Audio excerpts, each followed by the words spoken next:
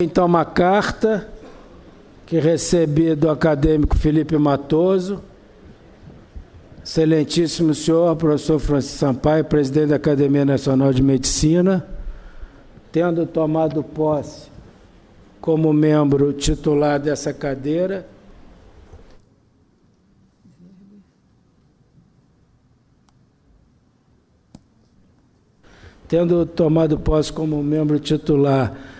da cadeira número 83, no dia 29 de novembro de 1983, cadeira 83 no ano 83, tendo o patrono Vital Brasil Mineiro da Campanha, venho requerer a minha passagem para membro emérito nos termos que estabelece o Estatuto da Academia Nacional de Medicina, capítulo 3, acadêmicos, artigo 6º.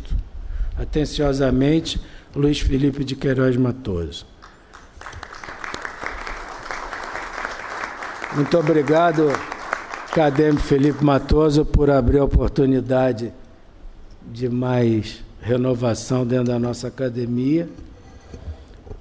Acadêmico Felipe Matoso, então, tomou posse no ano 83, foi saudado por Paulo Frederico de Albuquerque e, sendo antecessor, Paulo de Góes. O patrono da cadeira é Vital Brasil Mineiro da Campanha, da Seção de Ciências Aplicadas à Medicina, foi eleito em 1917, faleceu em 1950. Todos lembram e sabem que sobejamente foi médico sanitarista, participou da Brigada de Combate à Febre Amarela e à Peste Bubônica em várias cidades do estado de São Paulo. Frequentou o Instituto Pasteur de Paris e fundou o Instituto Vital Brasil em Niterói, que já teve como diretor nosso acadêmico Roberto Soares de Moura.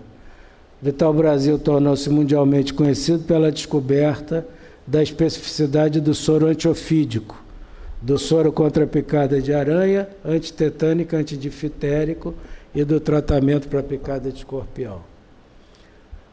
Nosso querido Felipe Matoso foi saudado nessa casa pelo seu amigo Paulo Frederico de Albuquerque, urologista, pioneiro, um dos grandes pioneiros da urologia no Brasil e no nosso meio, residente no Massachusetts General Hospital em Boston. Ao término da residência, veio para o Brasil, aliás, ainda permaneceu lá durante algum tempo, como médico assistente, depois veio para o Brasil. Foi chefe da divisão de urologia do serviço Dr. Paulo César de Andrade, chefe do serviço da Santa Casa, 14ª Enfermaria, além de professor da PUC. Paulo Albuquerque tem uma história muito interessante. Eu sempre admirei ele de longe. Ele trouxe para o Brasil as ressecções endoscópicas de próstata, que era uma coisa que necessitava um treinamento muito grande na época, era um exímio cirurgião, e largou a clínica privada no apogeu, o que é muito difícil, e largou a 14ª Enfermaria, que foi sucedido por Geraldo Terreri. Durante alguns anos ele navegou pelo mundo, no seu veleiro Vitória, e escreveu 2 livros de crônicas sobre suas viagens. Parece que quem ensinou ele a velejar foi o acadêmico Felipe Matoso. Ele comprou um barco muito grande, com um motor muito grande, mas no primeiro dia que ele foi a Angra, ele gastou tanta gasolina que ele vendeu o barco, ele já estava aposentado, e desistiu. O Matoso ensinou ele a velejar, então ele comprou um veleiro e andou pelo mundo. Faleceu em 1999, com quase 86 anos, muito bem vividos. O antecessor de Felipe Matoso foi Paulo de Góes, que era médico por formação, mas era talvez o maior microbiologista que nós tivemos por vocação. A história do ensino da microbiologia se iniciou em 1946 na Universidade do Brasil, idealizado por Paulo de Góes, que criou o Instituto de Microbiologia e que no ano de 95, por iniciativa de todos os docentes e alunos, se transformou no Instituto de Microbiologia Paulo de Góes. Seguinte. Nosso querido Matoso, que hoje passa a emérito, é formado em Medicina em 61 pela antiga Nacional, Universidade do Brasil, foi interno de Radiologia no em Montevidéu, em 61, e depois foi residente no mesmo serviço do Paulo Albuquerque, no Massachusetts General Hospital, no mesmo hospital, no serviço de radiologia, de 62 a 65. Felipe Matoso foi professor de radiologia de Petrópolis, Carlos Chagas, e da UERJ, onde eu tive a honra de ser aluno dele, já o admirando muito, sem ele saber. Felipe Matoso chefiou ainda a radiologia do Pedro Ernesto e da clínica Luiz Felipe Matoso. Por essas casualidades, no dia que Felipe Matoso decidiu deixar o serviço de radiologia da UERJ, eu fui o primeiro a saber, junto com o Sérgio Aguinaga. Eu estava sentado do lado do Sérgio Aguinaga no serviço dele, quando o Felipe entrou e falou: Sérgio, tomei a decisão, vou pedir para sair hoje. Eu me lembro até da roupa que ele usava, sempre muito elegante, e você não sabia disso, Felipe, porque hoje eu te falo, eu estava lá com a Aguinaga. Felipe Matoso foi um dos pioneiros da radiologia intervencionista e das novas modalidades de diagnóstico. Nós tínhamos a sorte de, na UERJ, usufruir disso. Quando se lançava alguma coisa nova, Felipe dava uma aula para a gente naquele anfiteatro Ney Palmeiro. Ele foi um dos radiologistas mais admirados pelos urologistas, porque foi o primeiro a fazer pielografia retrógrada no Rio de Janeiro. Eu trabalhava com Augusto Franco, na época que era seu fã, então tudo ele falava: pergunta o Felipe, vamos pedir o Felipe, tem que ser o Felipe a fazer o exame, e foi o primeiro que teve a coragem mesmo de fazer as intervenções no sistema urinário. É mesmo de diversas instituições, que não vou citar todas, e faz parte da Associação dos Ex-Alunos da Harvard Medical School. O querido Matoso também é esportista, gosta de velejar, o que faz até hoje com frequência, joga tênis e joga golfe. Querido Felipe, muito bem-vindo à classe dos Eméritos, muito obrigado por abrir essa oportunidade para a academia.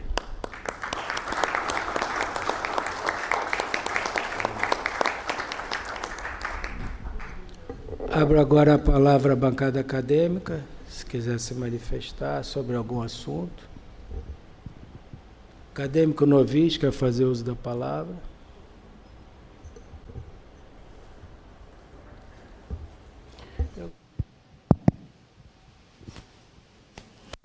Senhor presidente, o senhor provedor da Santa Casa de Misericórdia, doutor Francisco Horta, me solicitou hoje que aqui na sessão, apesar dele já ter encaminhado por e-mail os convites, convidasse os senhores acadêmicos para a missa que será celebrada segunda-feira, às 11 horas da manhã, na Igreja de Nossa Senhora de Bom Sucesso, da Santa Casa, que será uma missa em memória do professor Ivo Pitangui. De maneira que ele pediu que fosse comunicado isso e o convite extensivo a todos os acadêmicos. Muito obrigado, acadêmico noviço. Acadêmico Cláudio Tadeu. Senhor presidente, era para comunicar que nesse período de recesso da academia eu pude realizar uma viagem ao Senegal, a Dakar e à Ilha de Saint-Louis, uma vez que eu estava presidindo a comissão, que na verdade é o comitê assessor do ensaio clínico da primeira vacina brasileira que está sendo proposta para a xistosomose Mansoni.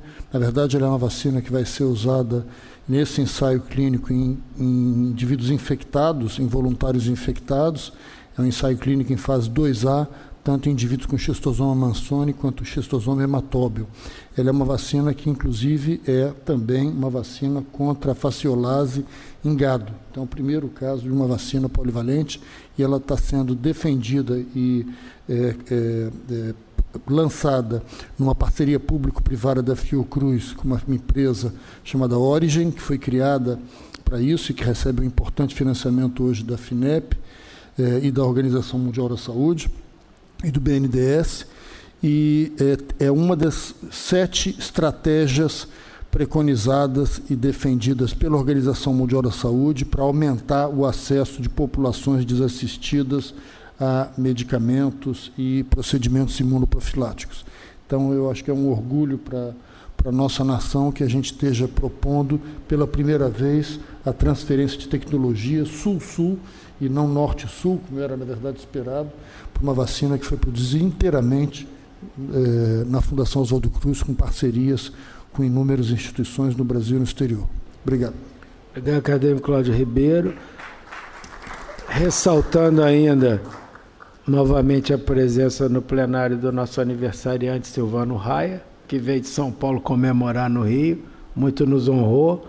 Nosso querido honorário estrangeiro, que reside nos Estados Unidos, querido Bruno von Ristoff, que nessa semana já veio 2 vezes à academia, então isso para nós é um motivo de júbilo muito grande. E a presença na bancada acadêmica pela primeira vez do nosso querido novel acadêmico Rossano Fiorelli, que está aqui já começando a frequentar e que continue, como sempre foi, grande frequentador. Passo a palavra ao acadêmico Pietro Novelino. Senhor presidente, senhores acadêmicos, senhora acadêmica, tem a impressão que é só uma acadêmica que está aqui, ilustres convidados. Senhor presidente, eu tomei ciência há poucos dias do falecimento do professor Carlos Alberto Andrade Coelho, cirurgião dos mais eminentes desse país, da Escola de Mariano de Andrade, evidentemente, e que honrou a cirurgia não só da UERJ, mas do nosso país. Eu tive essa notícia através do seu filho, Carlos Eduardo, e evidentemente eu não poderia deixar de me pronunciar, né, por várias razões, inclusive por ser ele no meu concurso para professor titular da Unirio, fazer parte da comissão examinadora, juntamente com o professor Carlos Gesta, que foi o presidente da banca, e do acadêmico Orlando Max Vieira. De maneira que cirurgião dos mais exímios e que, evidentemente, neste momento, acho que, se Vossa Excelência e o plenário concordar, mandar, em nome da academia, os sentimentos, viu, ao seu filho, Carlos Eduardo, também cirurgião, e que hoje abraça a carreira de gestor. Muito obrigado, senhor presidente. Com certeza. Muito obrigado, acadêmico Novelino. E também, por coincidência, o professor Carlos Andrade Coelho foi membro titular da minha banca também no concurso para professor titular na UERJ. Acadêmico Rossano Fiorelli, com a palavra. Será enviadas condolências, obviamente. Senhor presidente, senhores acadêmicos, senhora acadêmica, a minha primeira intervenção nessa bancada é para expressar meu profundo agradecimento a todos os acadêmicos e acadêmicas pelo apoio concedido e dizer que é um orgulho e uma satisfação fazer parte de bancada tão nobre que me esforçaria ao máximo para poder ajudar e respaldar os projetos dessa academia. Muito obrigado. Muito obrigado, acadêmico Fiorelli. Mais alguém quer fazer uso da palavra? Não havendo mais nenhum acadêmico que queira fazer uso da palavra, convido o acadêmico Felipe Matoso para apresentar o nosso convidado, o professor Giovanni Cherry, que vai nos falar sobre perspectivas da imagem histológica não invasiva através da ressonância magnética de alto campo 7 Tesla. Por favor, acadêmico Matoso. Bom, boa tarde. Antes de mais nada, queria agradecer ao presidente essa homenagem. Se eu soubesse que era tão bom passar emérito, eu teria feito antes. Fiquei muito honrado com o convite que eu tive da presidência para apresentar o professor Giovanni Guido Serra aqui essa noite, esse final de tarde. E o Giovanni já é um conhecido dessa casa. Ele apresentou pelo menos 2 vezes neste ano, aqui nessa academia, primeiro uma conferência apresentada pelo professor Silvano Raia sobre radiologia e arte. E a segunda foi um simpósio sobre judicialização da medicina, que foi recentemente, talvez tenha menos de um mês. Mas, de qualquer maneira, o Giovanni é presidente do Conselho de Administração da... É tanto título, meu Deus. E diretor do Instituto de Radiologia do Hospital de Clínicas da USP, que acho que é conhecido também como INRAD. Ele é membro do Conselho Deliberativo do Hospital das Clínicas da USP. E ele é membro do Conselho de Administração e diretor do Serviço de Radiologia do Hospital Sírio-Libanês. Esses são talvez a sua área de maior atuação neste momento. O Giovanni vai nos falar hoje sobre perspectivas da imagem histológica não invasiva através de ressonância magnética de campo alto, 7 Tesla. Eu acho que não... Eu pensei antes em fazer algumas considerações sobre ressonância magnética, mas eu acho que não tem muito sentido. Primeiro vamos ouvir a conferência do professor Giovanni e depois vamos colocar em discussão a sua conferência. Giovanni, por favor.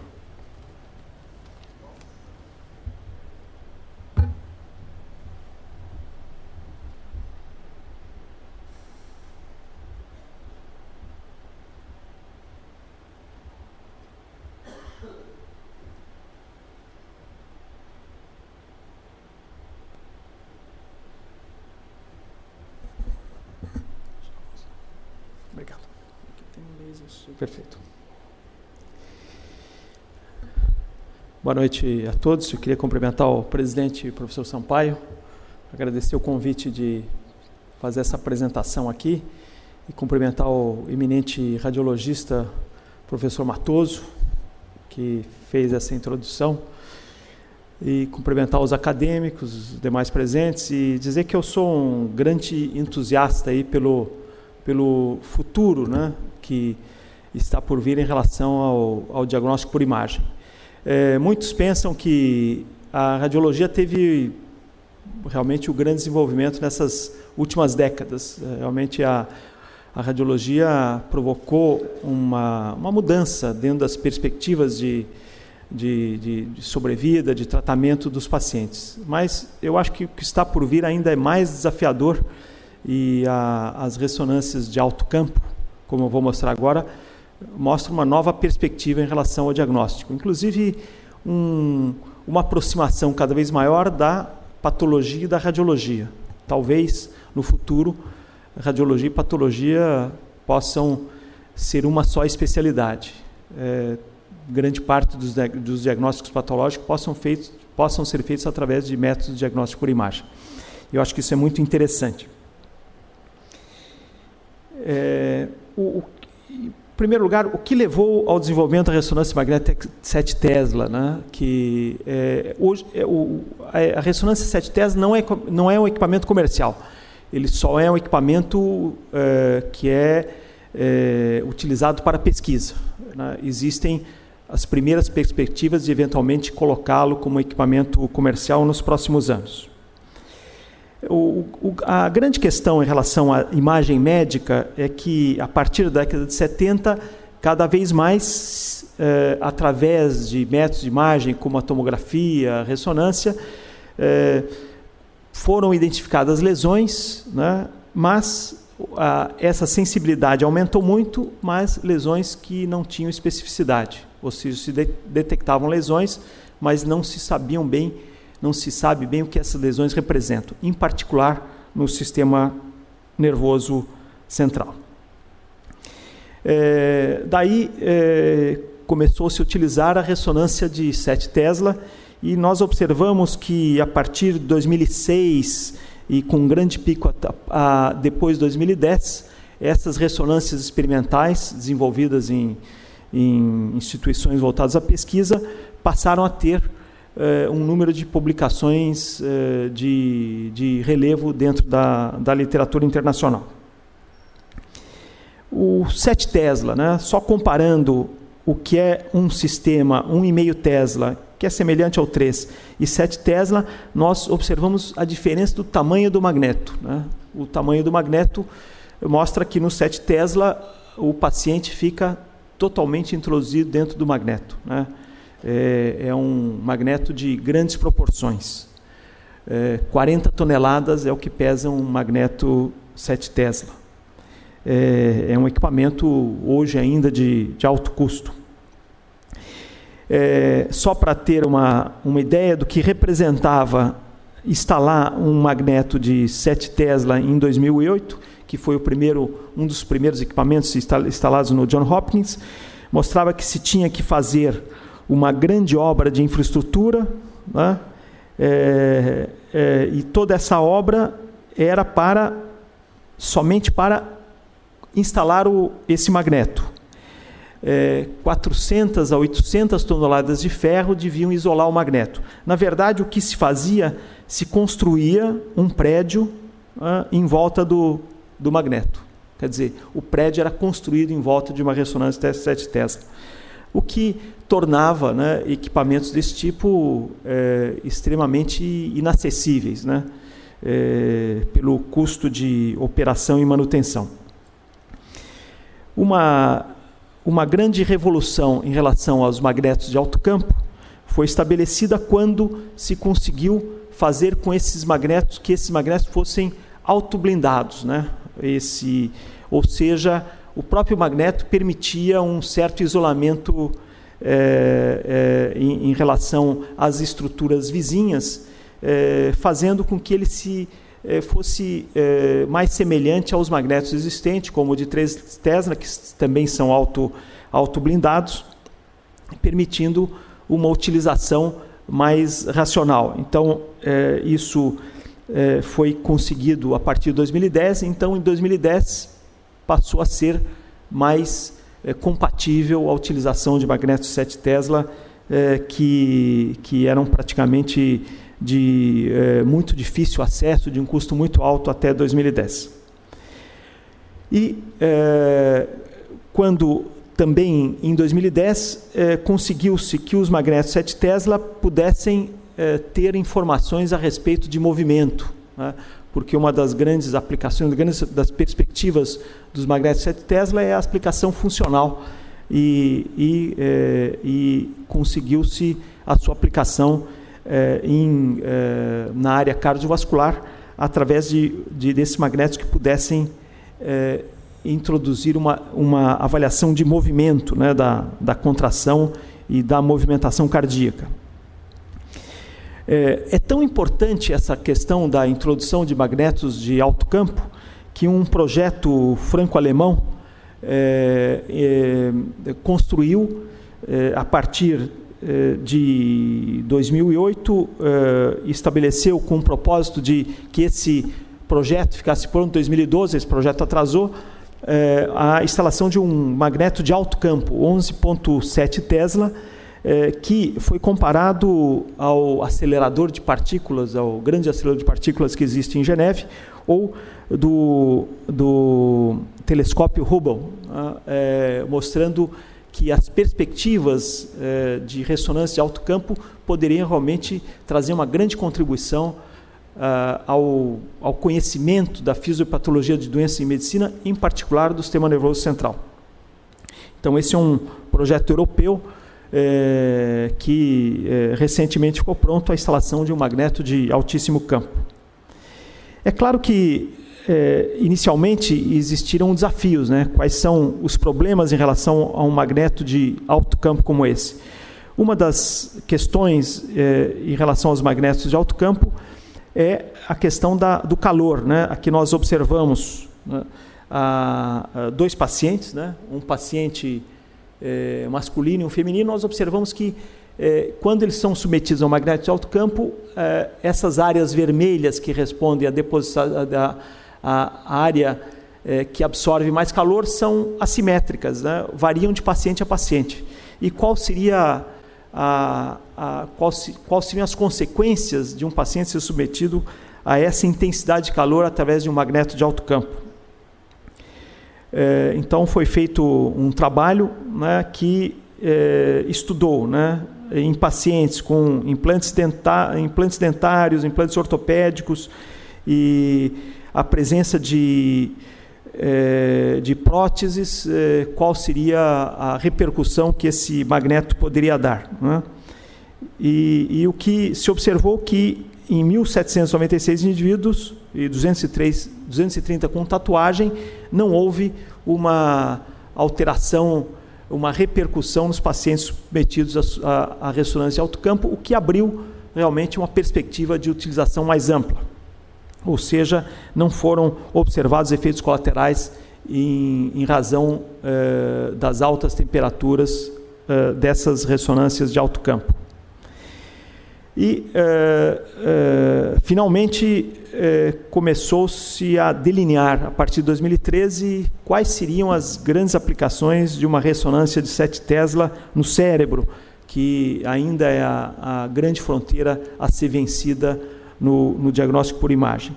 E o que se observou? Que os equipamentos 7 Tesla têm uma grande contribuição no conhecimento de doenças do sistema nervoso central. Por quê? Porque elas conseguem dar detalhes em relação à microanatomia do cérebro e abrem fronteiras para o conhecimento da fisiopatologia de doenças, em particular doenças degenerativas do sistema nervoso central. Também a ressonância 7 Tesla permite sair do estúdio do núcleo de hidrogênio e partir para o estúdio de outros núcleos como sódio e potássio. Então, é toda uma grande fronteira que se abre em relação à utilização da ressonância 7 Tesla. A resolução anatômica de uma ressonância de alto campo já foi demonstrada em 2005. E nós observamos essas imagens que comparam corte histológico e uma imagem de ressonância magnética pós-mortem de alto campo, 8 Tesla no caso, do hipocampo. E mostram a admirável correlação anatômica que existe entre o corte histológico e a ressonância pós-mortem. Isso em 2005. Nas imagens de equipamentos mais modernos,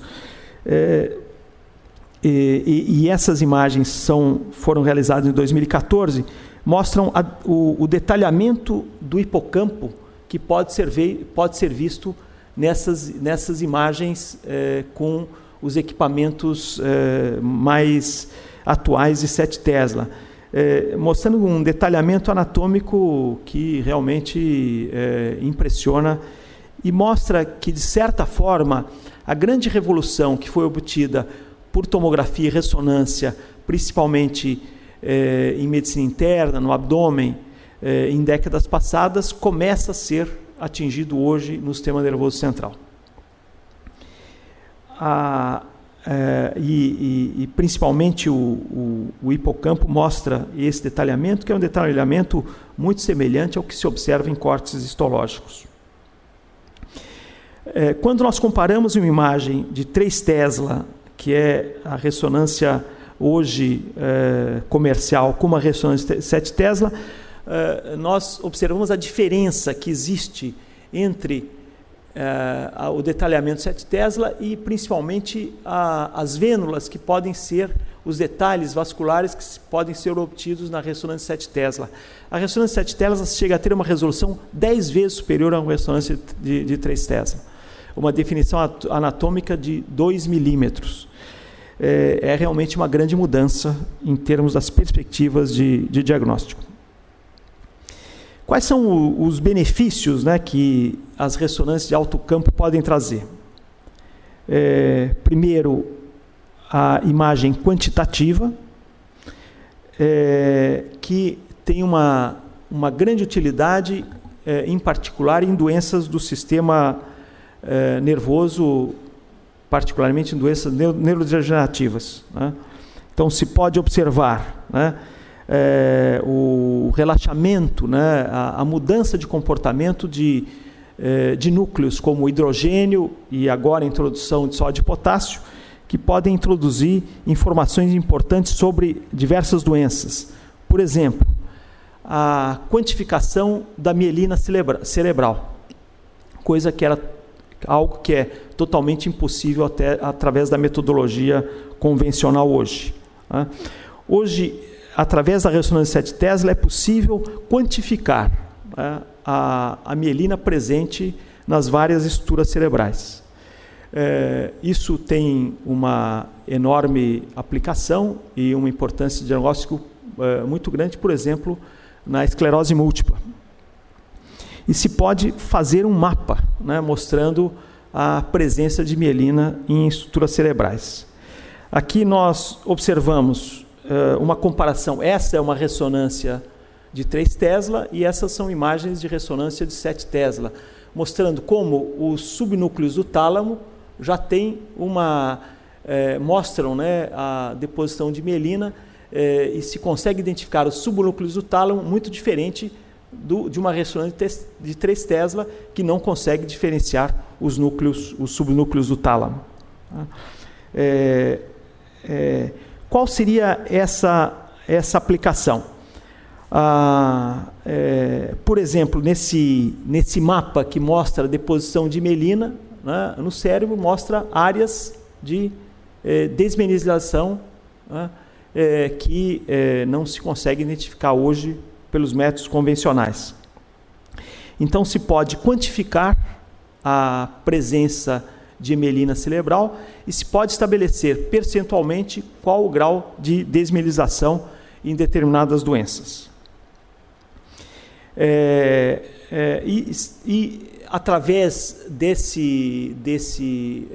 dessa quantificação se estabelece um score, como aqui, nesse caso, se observa uma área de desmielinização cerebral nesse paciente. Ou, nessas 2 crianças, né, se observa a mielinização normal nessa criança e a presença de uma mielinização retardada nessa criança, começando a identificar, né,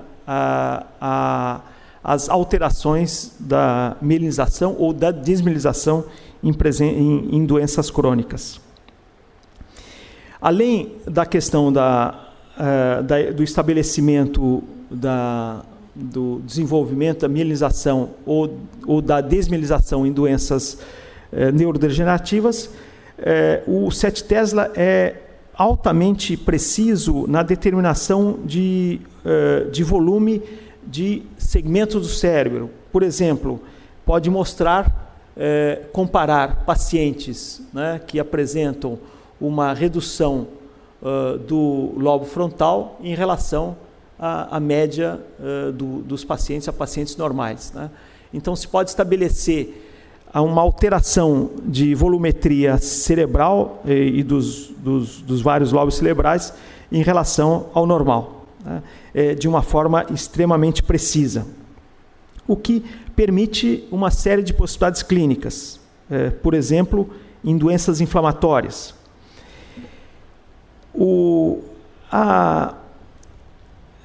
Uma grande contribuição das ressonâncias de alto campo é no diagnóstico da esclerose múltipla, que o diagnóstico através da ressonância convencional ela não é adequada, não é possível. O que consegue mostrar hoje, o que se consegue mostrar hoje através das ressonâncias de alto campo, se consegue mostrar, né, a presença de desmielinização em torno das vênulas, né, do sistema nervoso central, a deposição de ferro no tálamo e até lesões corticais, alterações que não são passíveis de identificação através das ressonâncias convencionais. Aqui, por exemplo, se observa a distribuição perivenular, se identifica a vênula, né, como anteriormente eu mostrei, que a caracterização de microvênulas na ressonância 7 Tesla é possível e não é possível nas ressonâncias hoje utilizadas. E se caracteriza os processos inflamatórios em volta das vênulas com a desmielinização, né, caracterizando o processo inflamatório em volta das vênulas, o que é altamente característico, né, preditivo, né, 100% de valor preditivo, positivo e negativo para o diagnóstico de esclerose múltipla, mostrando a grande contribuição, né, que as ressonâncias de alto campo podem proporcionar para doenças inflamatórias do sistema nervoso central. Uma comparação entre uma ressonância 1,5 Tesla e 7 Tesla, aqui se observa que na ressonância 1,5 Tesla existe uma área de maior densidade enquanto no 7 Tesla se observa que essa área de maior densidade, que corresponde à desmineralização, está em volta de uma vênula. Inclusive, se observa uma área de retração cortical contígua, ou seja, o detalhamento anatômico, né, e principalmente a presença do processo inflamatório perivenular é uma grande contribuição que as ressonâncias de alto campo podem dar, né? E em 42% dos pacientes foram detectadas lesões no campo de 7 Tesla que não são identificadas no estudo de ressonâncias convencionais. Nas neoplasias, esse slide mostra a diferença de sensibilidade, né? Que numa ressonância 7 Tesla, os detalhes, e que não conseguem ser identificadas na ressonância 3 Tesla. Numa definição que chega a ser 10 vezes maior em hemorragias ou alterações focais cerebrais. Realmente a definição é muito maior e permite essa caracterização de detalhes anatômicos muito importante para o diagnóstico de doenças do sistema nervoso central. E esse tumor é um bom exemplo, enquanto no 1,5 Tesla se observa uma massa, né?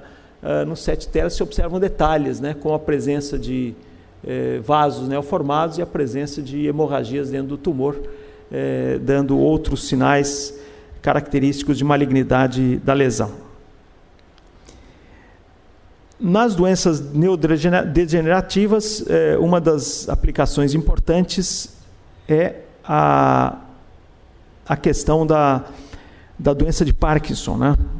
Onde se observa que a substância negra apresenta uma redução, essa é normal, essa é uma substância, a substância negra num paciente de doença de Parkinson, onde apresenta uma redução volumétrica e uma irregularidade dos seus contornos, né? Apresentando alterações nítidas em comparação aos pacientes normais, uma redução volumétrica e uma alteração nos contornos, que é descrito como esse sinal da cauda da andorinha, né? Sinal descrito também na ressonância do 7 Tesla, e essas alterações morfológicas na substância negra são aparentemente positivas em 100% dos casos da doença de Parkinson, mostrando uma doença degenerativa onde a ressonância 7 Tesla tem uma grande contribuição. E também na doença de Alzheimer, onde se mostra que num segmento do hipocampo, o CA1, em particular no neuropilo apical, existe uma atrofia desse segmento e a atrofia desse segmento representa uma perda de lesões de componente celular, né? Que é muito específica em relação ao Alzheimer, enquanto outros segmentos do CA1 apresentam o aspecto morfológico normal, mostrando que os detalhes anatômicos contribuem realmente para o diagnóstico de doenças neurodegenerativas, tanto no Parkinson como no Alzheimer. E outras áreas, né? Existe um enorme potencial no sentido de poder estudar, de utilizar a ressonância de alto campo em outros órgãos, como, por exemplo, aqui a demonstração de um câncer de próstata, né, em zona periférica, observando os detalhes dos seus contornos, né, e também do estroma prostático, algo que não consegue ser caracterizado e reproduzido hoje por sistemas convencionais. Ou a própria medula. A medula, nós sabemos que a medula apresenta limitações dentro dos equipamentos convencionais de ressonância. Através do 7 Tesla se conseguem ver inclusive as radículas, e aqui uma área, né, uma área de infarto e uma área de hemorragia medular, mostrando detalhes anatômicos de medula que não conseguem ser atingidos dentro de métodos convencionais, mostrando que na área de corpo especificamente, os estudos ainda são muito preliminares, principalmente porque as bobinas de corpo ainda não foram totalmente desenvolvidas no equipamento 7 Tesla. Existiu uma grande concentração nos estudos na área do sistema nervoso central, mas existe um potencial muito grande a ser explorado.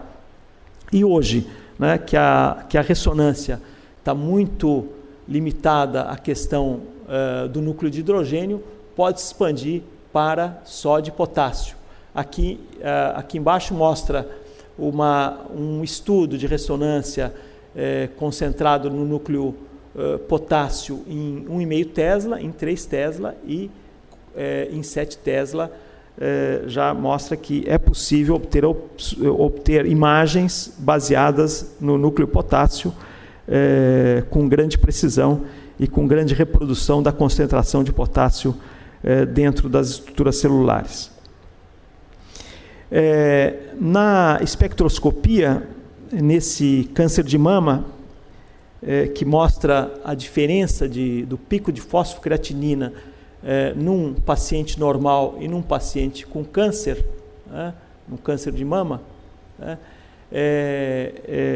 demonstra bem como a sensibilidade de um 7 Tesla em relação à espectroscopia é no mínimo 2 vezes superior aos estudos convencionais hoje com ressonâncias comerciais. O que nos levou a buscar e investir num projeto de uma ressonância 7 Tesla no complexo HC? Principalmente esses estudos foram voltados a conhecer melhor as doenças do sistema nervoso central. Esse estudo nós desenvolvemos, junto com o Departamento de Patologia da Faculdade de Medicina, um centro diagnóstico que pudesse estudar os pacientes que foram avaliados que clinicamente dentro do Hospital das Clínicas evoluíram para óbito e tentar correlacionar os achados clínicos, pré-clínicos da internação com os achados pós-mortem. Quer dizer, a introdução de um serviço de imagem em conjunto com a patologia é buscar entender melhor a fisiopatologia, né, de pacientes que foram a óbito dentro do Hospital das Clínicas. Aqui nós temos o nosso complexo hospitalar, que muitos conhecem, né? Temos aqui o Instituto do Câncer, né? o INCOR, né?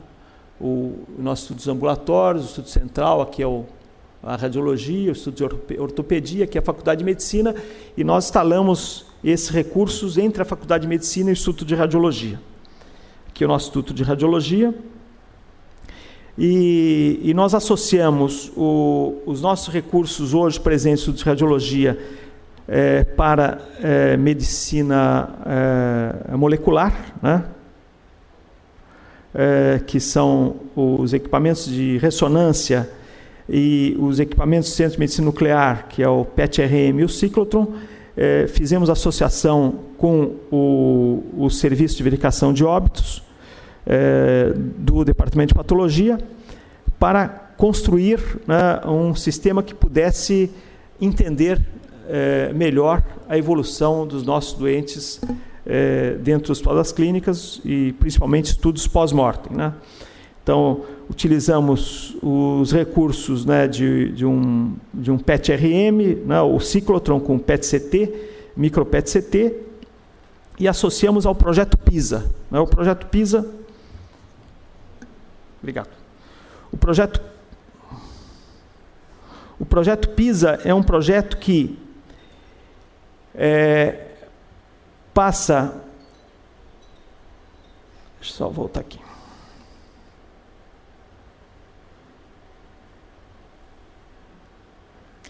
É um projeto que é um projeto aberto, ou seja, não é um projeto exclusivo da Faculdade de Medicina, mas todos que se interessarem em submeter projetos a essa base, que é uma base de pesquisa nacionalmente aberta, se interessarem em utilizar os recursos do projeto PISA para pesquisa, podem submeter um projeto. aqui nós temos o projeto inicial, aqui hoje, né, o projeto como ficou acabado de uma ressonância da ressonância 7 Tesla, que inclui um tomógrafo multislice 16 canais, todos para estudos pós-mortem, um ultrassom, um scanner de lâminas, que permite cortes de peças anatômicas, e também uma bomba injetora de contraste em cadáver para poder reproduzir informações vasculares e estudos em cadáver, né? Permitindo essa angiografia pós-mortem em 4 fases e, além disso, uma ressonância magnética 7 Tesla. A ressonância magnética é utilizada para estudos em vivo e estudos pós-mortem, considerando que é o único equipamento aqui na América Latina. Mas esse projeto é um projeto multiusuário, ou seja, aberto para pesquisas com outras instituições.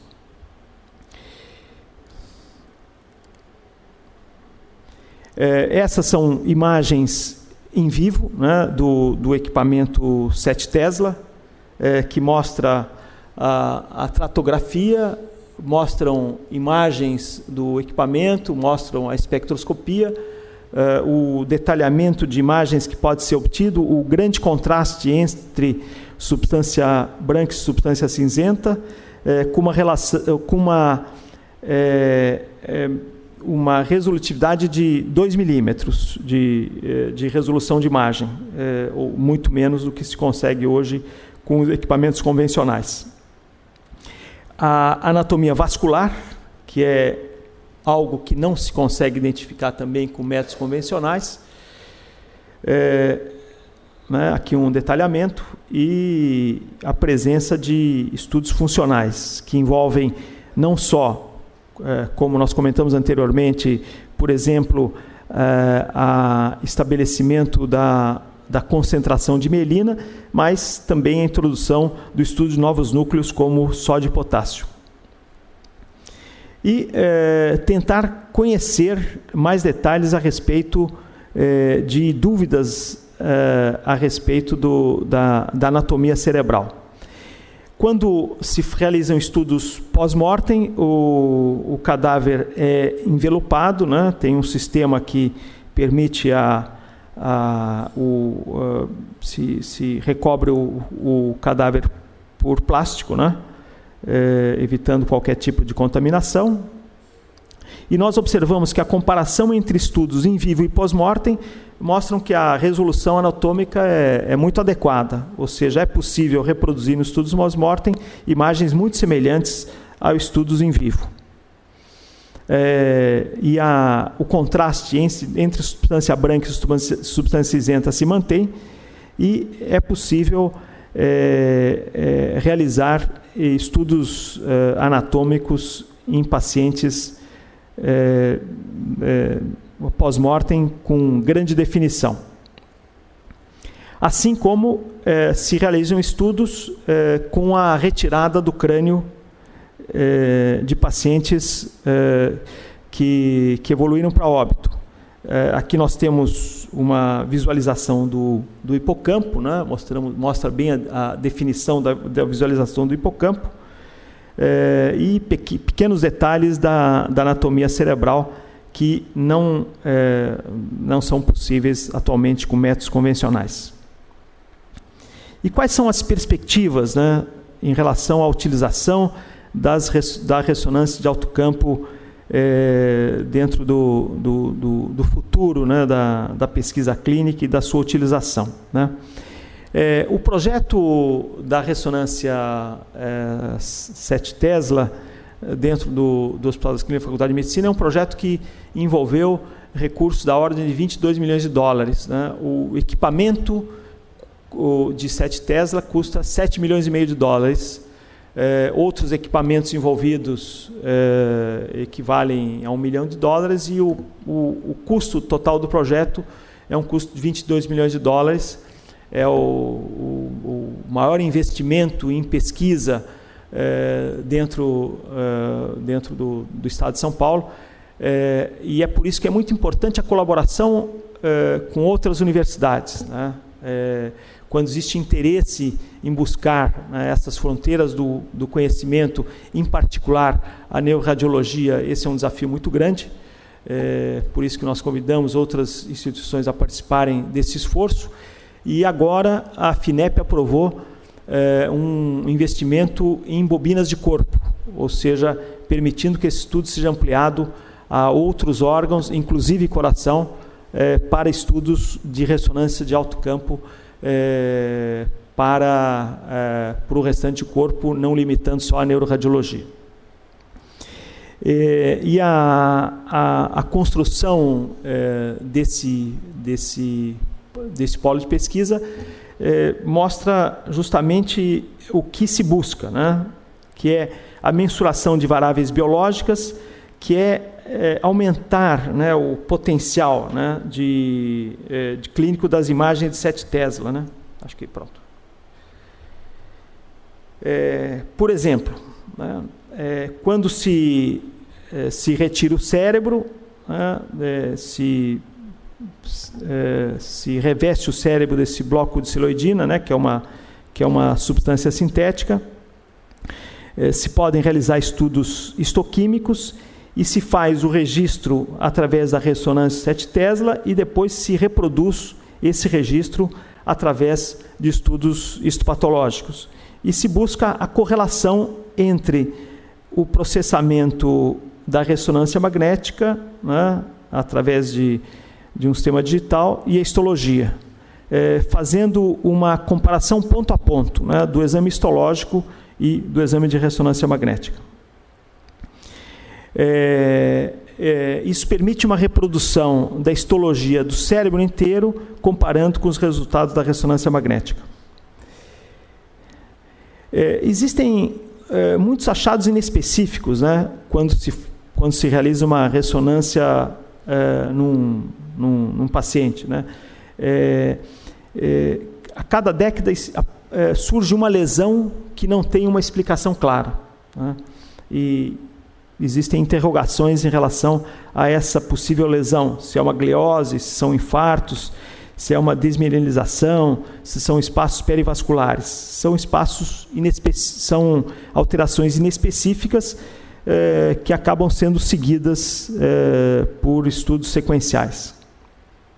Através da correlação histologia e imagem, né, utilizando métodos histoquímicos, em neurônios, em mielina e nos astrócitos, é possível fazer uma correlação entre essas diversas estruturas. E, por exemplo, o que se demonstrou que existe uma grande correlação entre aquelas alterações cerebrais focais e gliose, ou seja, 80% das alterações cerebrais que não são hoje, que não se consegue estabelecer hoje por métodos convencionais qual a sua origem, representam gliose, e 20% outras lesões. Ou seja, a ressonância de alto campo permite uma definição muito mais clara de lesões ou pseudolesões cerebrais, podendo dar um diagnóstico mais específico. E também a possibilidade de utilizar essas imagens de ressonância magnética no planejamento cirúrgico, né? É possível reproduzir, por exemplo, subnúcleos do tálamo, né, com uma grande precisão diagnóstica, fazer uma reconstrução histológica desses núcleos do tálamo e permitir planejamento de implantes de eletrodos cerebrais, utilizando essa reprodução em 3 dimensões, graças à ressonância de alto campo, que permite essa definição de núcleos do tálamo, o que as ressonâncias convencionais ainda não possibilitam.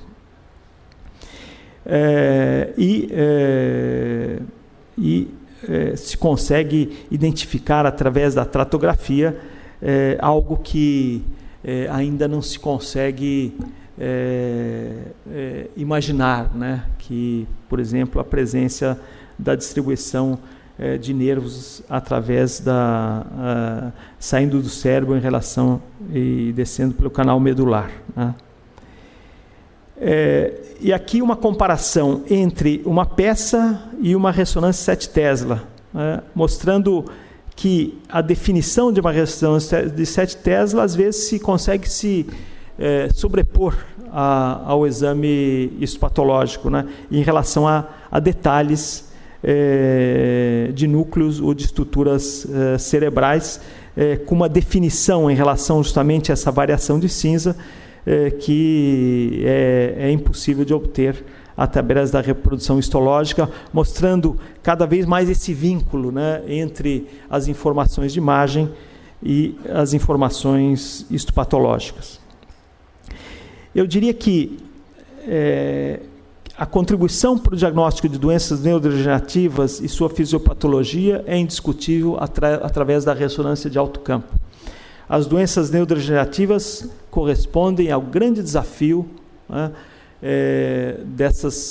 dessas próximas décadas, de como poder tratar essas doenças, e para poder tratar essas doenças é necessário realmente um conhecimento maior da sua fisiopatologia, e nesse aspecto as ressonâncias de alto campo têm uma contribuição decisiva.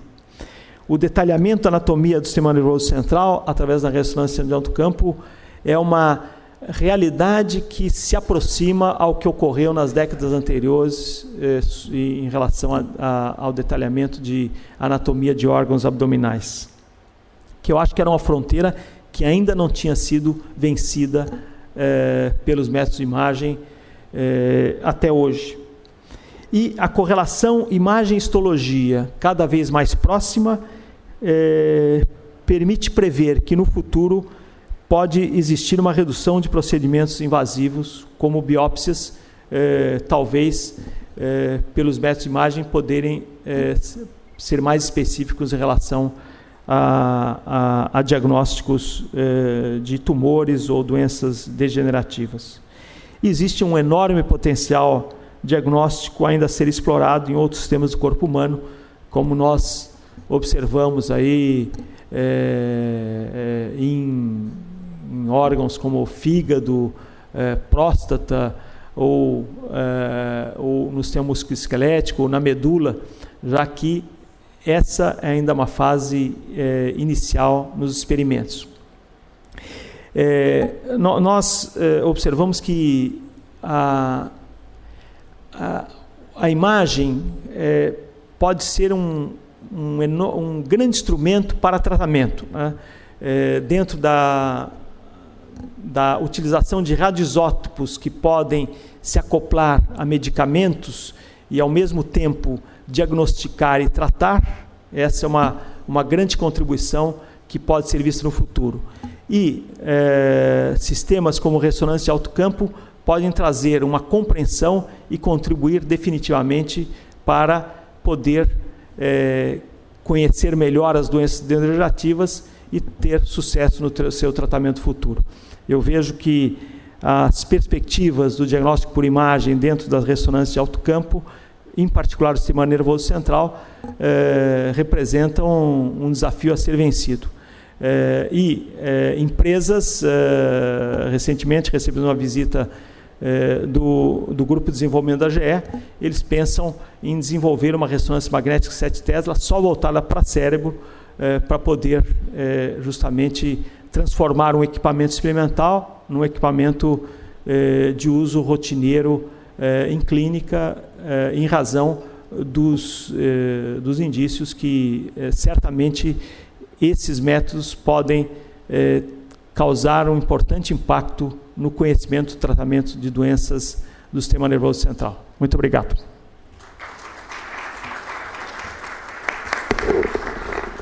Muito obrigado, professor Giovanni Cherry, por essa brilhante apresentação.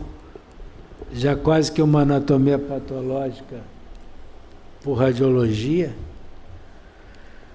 Abro a palavra à bancada acadêmica. Acadêmico Zé Luiz Gomes do Amaral.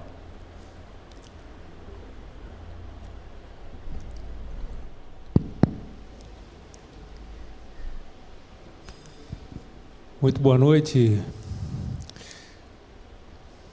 caros acadêmicos, nosso presidente Francisco Sampaio, nosso acadêmico emérito Felipe Matoso, Giovanni Cerri, prezados amigos. Eu não poderia deixar de me expressar hoje lembrando algumas das impressões que tive nos últimos meses, desde que tive o privilégio de ingressar à Academia Nacional de Medicina. Inicialmente, eu gostaria de me dirigir ao acadêmico emérito Felipe Matoso. Das melhores experiências que tive na Academia Nacional de Medicina, eu poderia citar as entrevistas que habitualmente fazemos com os acadêmicos antes de nos candidatarmos, ou ao candidatarmos à academia. E uma das entrevistas que mais me tocou foi a visita à vossa casa. Eu gostaria de expressar aqui a satisfação que tive ao ser recebê-lo por si e tão cordialmente ser introduzido à Academia Nacional de Medicina. Eu entendi também naquela visita o significado de ingressar na Academia Nacional de Medicina. Muitíssimo obrigado. Desejo ao Dr. Felipe Matoso longos anos de emerência na Academia Nacional de Medicina. Há pouco tempo, eu fui instado a escrever algo sobre a história da anestesia no Brasil. E me deparei com uma cronologia de acontecimentos relacionados à anestesia no nosso país. E fiquei agradavelmente surpreso ao perceber que todos os momentos importantes da evolução dessa especialidade aconteceram nesta casa, nestas sessões de quintas-feiras na Academia Nacional de Medicina. Isso começou em 1840, até antes da descoberta da anestesia com o éter em Boston. E em 1846, nós tivemos a grande descoberta que mudou a história da cirurgia, que foi a anestesia com o éter. Apenas 5 meses depois, aqui na academia, descrevia-se a importância dessa descoberta. E 6 meses depois, as primeiras experiências desta prática aqui no Rio de Janeiro. Portanto, essa academia registrou o início de uma nova era e registrou todos os passos seguintes no século XIX e no século XX desta área. Bom, agora nós assistimos há alguns meses, poucos meses, o professor Paulo Saldiva nos falar sobre as perspectivas que se abrem com relação ao diagnóstico em imagem, particularmente da técnica que hoje o professor Cerri nos mostra com tanta propriedade. E não é possível nós nos dissociarmos de algumas coincidências, não é verdade? Há exatamente 300 anos, no norte da Itália, que é um lugar que é familiar também ao professor Cerri, não é verdade? Giovanni Battista Morgagni, Giovanni é um nome que também lembra o professor Cerri, não é? Descreve as correlações anatomoclínicas, e a partir das correlações anatomoclínicas que foram introduzidas na ciência médica por Giovanni Battista Morgagni, nós tivemos uma total revolução no que se entende a visão moderna da medicina. 300 anos depois, voltamos às correlações em imagem e clínica. E aqui descortina-se um novo campo, que o professor Giovanni nos mostra. Levanta um pouco a cortina do que nós temos adiante. E é muito interessante ver que isso acontece no nosso país, aqui numa sessão da Academia Nacional de Medicina. É muitíssimo interessante, eu gostaria de compartilhar convosco a sensação de fazer parte da história da medicina e da história da medicina do nosso país. Muitíssimo obrigado. Muito obrigado, acadêmico Zé Luiz Gomes do Amaral. Nós estivemos conversando sobre isso na terça-feira. E assim, uma das coisas mais prazerosas da presidência tem sido fazer e rever a biografia dos acadêmicos. E realmente é isso que a gente vai vendo, tudo de importante. Entre 1840 e 1960 passou pela academia fortemente. E aqui era a capital, e por todos os motivos, tudo de importante nas áreas, nas diversas áreas médicas passavam por aqui. Isso dá uma sensação muito boa. Cadê Paulo Niemeyer, filho?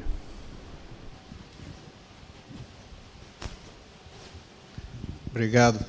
Boa noite a todos. Eu queria inicialmente parabenizar a conferência do professor Thierry e dizer, enfim, assistindo essa conferência me remeteu a 1976, eu fui estudar na Inglaterra, cheguei lá e vi pela primeira vez uma tomografia computadorizada.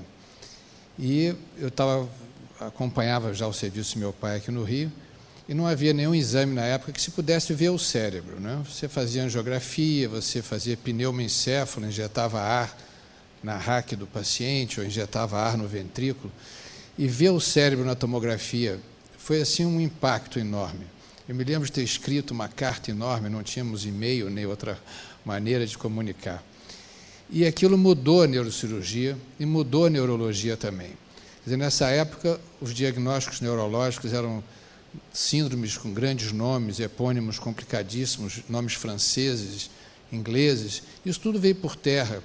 Eu me lembro trabalhando na primeira tomografia aqui no Rio, os médicos mandavam síndrome de um grande nome. Aí você punha na tomografia, tinha um hematoma intracerebral. Aquelas síndromes vieram todas por água abaixo, e hoje só se fala no hematoma, o que o doente teve uma hemorragia, teve uma isquemia, só se fala na patologia. A imagem mudou o diagnóstico e obrigou a cirurgia a se modernizar. Nós passamos a ter a microcirurgia, toda a parte funcional progrediu. Então, vendo essa apresentação hoje, esse é um prenúncio do que vem pela frente, quer dizer, isso vai mudar não só o diagnóstico, mas vai obrigar um aperfeiçoamento do tratamento, da cirurgia, de tudo que vai ser visto nesse exame. A ressonância de 7 Tesla me parece que ainda não é utilizada pelo calor, pelo que esquenta o cérebro, né? Pelo calor que transmite ao tecido, principalmente. Se não me engano, é isso que eu gostaria de ouvir. Mas a gente já pode prenunciar que isso vai mudar novamente. Quer dizer, o progresso da medicina sempre vem por degraus, né? Nós tivemos aquele salto nos anos 70 com a tomografia, depois a ressonância progrediu, mas foi como passar da televisão preta e branca para colorida, o grande impacto foi mesmo a tomografia. E agora nós estamos vendo de novo um outro salto que vai obrigar a aperfeiçoar os instrumentos, a aperfeiçoar o tratamento e vai abrir uma nova era. Eu queria dar os parabéns e dizer que fiquei assim, contente de ter assistido isso tudo e não sei se a gente vai ainda pegar ou se resolver o problema do calor na ressonância de 7 Tesla. Parabéns. Obrigado, acadêmico Paulo Niemeyer. Acadêmico Marcelo Morales.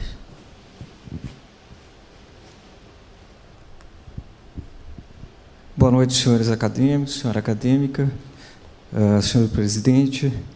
Eu queria saudar o nosso professor emérito, que, da mesma forma, eu compartilho o sentimento da receptividade que tive também na visita. Professor, parabéns pela imerência. E referente à conferência do professor Thierry, eu gostaria de ressaltar a importância, eu vejo, né, gostaria de compartilhar depois com a vossa ideia, sobre a importância desse instrumento para a pesquisa. Eu vejo a marcação, por exemplo, de células mesenquimais para o tratamento de pacientes com células tronco derivadas de medula óssea ou células mesenquimais derivadas de tecido adiposo, a marcação de células com óxido de ferro ou outro tipo de marcação e a detecção depois de algum tempo ou posteriormente, depois de um ano, a importância da marcação dessas células e a verificação, através desse instrumento poderoso, aonde essas células estão localizadas e se essas células se diferenciaram em algum tipo celular e alguma parte do corpo desse indivíduo. Eu acho que é um instrumento extremamente poderoso e eu gostaria de ouvir um pouco a vossa impressão em relação ao potencial uso desse instrumento no Brasil para a pesquisa, em particular, no ramo que nós trabalhamos, que é a terapia com células-tronco. Acho que seria um instrumento extremamente importante para o acompanhamento da terapia celular em pacientes em várias doenças que não têm tratamento, não têm cura e estão sendo estudadas no Brasil. Obrigado. Obrigado, acadêmico Marcelo Morales. Acadêmico Sérgio Novis. Senhor presidente, senhores acadêmicos, professor Giovanni, realmente é um admirável mundo novo que estamos assistindo. Sua palestra me lembrou muito o saudoso Francisco Duarte, grande neuropatologista da Universidade Federal do Rio de Janeiro, que quando começaram as primeiras imagens de tomografia computadorizada e logo em seguida as de ressonância magnética, ele nos dizia nas sessões clínicas de que esses aparelhos futuramente sairiam da radiologia e iriam para os serviços de anatomia patológica, porque eles, no fundo, substituíam as peças anatômicas e os próprios cortes histológicos. E a verdade hoje é essa. O neurocirurgião está aqui, estava aqui um dos maiores deles, saiu, o professor Paulo Niemeyer, poderá confirmar isso. Hoje o neurocirurgião não opera mais um tumor cerebral sem saber exatamente qual a sua natureza em termos de benignidade e malignidade, porque a ressonância com suas diferentes oportunidades lhe informa isso. Conhece a sua vascularização.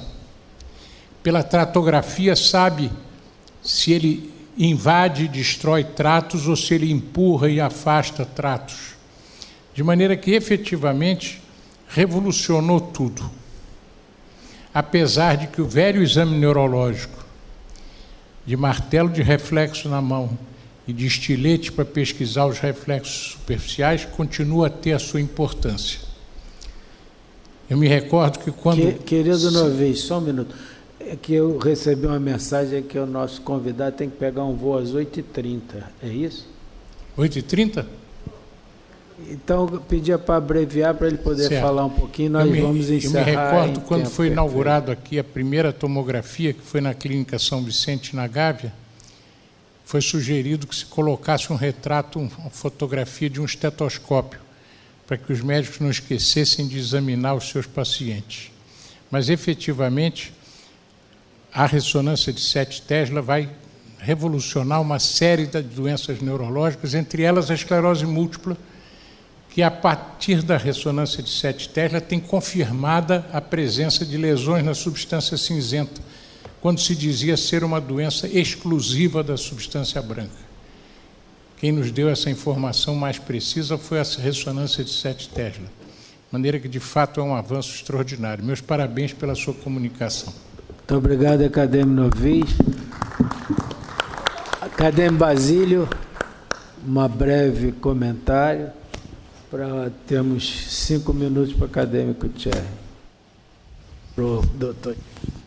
Senhor presidente, senhores acadêmicos, senhora acadêmica, convidados ilustres, eu serei muito breve, primeiro cumprimentando o professor pela excelente comunicação, por trazer esses avanços tecnológicos que são do dia a dia, que são do seu trabalho, da universidade, da capacidade de pesquisa e tudo mais. Mas eu, como patologista, eu quero lhe fazer somente uma pequena pergunta, num tom até um pouco jocoso. O senhor deixará para os patologistas pelo menos 10% da oportunidade de fazer um diagnóstico anátomo-patológico, isso é no sentido da interpretação de um leve comentário, porque eu vejo dentro da neurocirurgia, dentro da neurologia, os avanços aí tomados realmente espetaculares. Isso vem trazer uma alegria muito grande ao coração de um especialista da morfologia, ligado há anos procurando as células, procurando o detalhe, procurando o diagnóstico, procurando a mitose, e chega a imagem, vem dar essa grande contribuição. Eu só penso de uma maneira: esses avanços vão contribuir cada vez mais para que a anatomia patológica seja melhor, em benefício dos nossos pacientes. Muito obrigado. Muito obrigado, Acadêmico Basílio. Nosso aniversariante, eu não posso deixar de dar a palavra, principalmente quem veio de São Paulo. Senhor presidente, senhores colegas, a senhora, hoje, dia do meu aniversário, completando 86 anos, eu me regozijei com o professor Giovanni Cerri ao ver com que detalhes estamos entendendo a fisiologia e a morfologia cerebral. E eu queria comentar, aproveitando essa ocasião, uma percepção que me chegou há pouco de um trabalho de um grupo de Parma, no norte da Itália, chefiada por Gaetano Prazzolati. É um grupo muito conhecido que vem desenvolvendo o que eles chamam de núcleo do espelho, núcleo dello specchio. Eles notaram em animais e depois em seres humanos que, com fisiologia desenvolvida em base de eletrodos, estudos de fisiologia cerebral em base de eletrodos, se um animal, macaco, observa um outro apanhar, digamos, uma fruta, determinadas células deste núcleo temporal deflagram. E quando ele, o animal em observação, vai colher a fruta, tomar a fruta, ele deflagra as mesmas células que tinham sido deflagradas quando ele observou o outro animal fazê-lo. Isso, primeiro, dá um aspecto científico a tudo que nós já sabíamos empiristicamente, qual seja da importância do testemunho, do exemplo na formação das nossas personalidades. Vale os franceses que dizem: tudo se joga até os 7 anos. Mas o que interessa, pelo menos a mim, octogenário, é que ele mostrou uma outra particularidade, que, com a repetição de estímulos iguais, e, portanto, com a deflagração de células iguais, constantes, existe a neoformação, a neoplasticidade cerebral através da formação de novas sinapses. E que essas novas sinapses já estão documentadas. Portanto, aqueles que estão na minha idade ou próximas, eu faço uma sugestão que estimulem sem interrupção as suas células cerebrais, e eu tenho usado um método que eu faço questão de contar aos senhores. Eu uso o YouTube, porque tem informações de todo tipo, e de uma forma muito didática e agradável. Ao invés de fazer palavras cruzadas, que meu pai fazia, eu prefiro ver o YouTube. Senhor presidente, muito obrigado. Muito obrigado pela importante orientação. Se nós conseguimos chegar assim, com essa vitalidade toda, com essa clarividência, estamos felizes. Doutor Giovanni Cerri, 5 minutos para os seus comentários finais. Agradeço muito o interesse dos senhores acadêmicos. Eu digo o seguinte, que a imagem ela não pertence ao radiologista. Hoje, nessa transformação, né, que os métodos de imagem trouxeram, anatomia, não faz mais sentido ensinar anatomia no cadáver, a não ser para os cirurgiões, né? A anatomia hoje é ensinada através da tomografia, da ressonância. Como eu acho que os métodos de imagem poderão ser muito úteis ao patologista no futuro para fazer diagnóstico. Talvez exista uma convergência entre patologia e radiologia no futuro, Mas eu acho que os patologistas vão poder utilizar os recursos dos métodos de imagem para fazer diagnóstico histopatológico. São recursos disponíveis para todos. Assim como eu vejo que a medicina vai passar por uma grande revolução, né? A questão da medicina molecular, né? Da possibilidade de um radioisótopo chegar a uma célula doente, uma célula cancerosa, e poder tratar ao mesmo tempo, é um futuro que não está tão distante, né? E a compreensão dos detalhes do sistema nervoso, como nós enxergamos hoje na ressonância 7 Tesla, é uma fronteira que nos aproxima de um grande desafio dessas novas décadas, que são as doenças neurodegenerativas. O câncer nós já diagnosticamos, as doenças neurodegenerativas ainda não estão sob nosso domínio. Eu acho que essa é a grande contribuição desses novos métodos, né? E a compreensão dessas doenças e da sua fisiopatologia, esse mecanismo, a ressonância de alto campo, pode trazer. Eu acho que é uma evolução, né, que nós estamos... eu acho que nós todos fomos muito felizes aqui de poder ver a revolução que foi a medicina nessas últimas 3 décadas, e o diagnóstico por imagem, sem dúvida, foi algo que contribuiu muito para o homem ver melhor qualidade de vida e poder diagnosticar as suas doenças de uma forma mais precoce. E eu acho que essa contribuição está chegando para as doenças neurodegenerativas, que acho que um desafio que sem dúvida preocupa a medicina moderna. É importante dizer o seguinte, que essa ressonância 7 Tesla, só existem 2 no hemisfério sul, né? Uma aqui e outra em Sydney.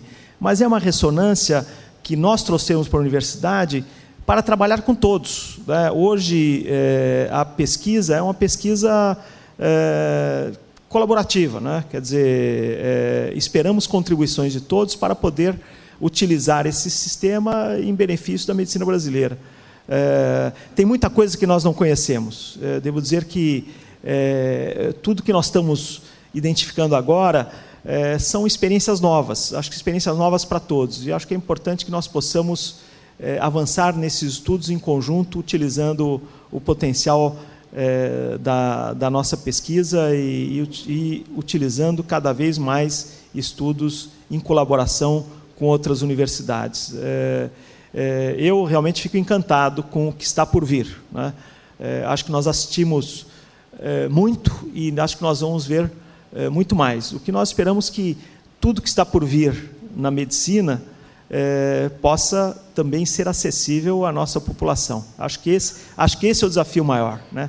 Como nós vamos conseguir que todas essas inovações possam contribuir para a saúde da nossa população. Eu acho que isso é o desafio de trabalharmos em conjunto em projetos de conhecimento e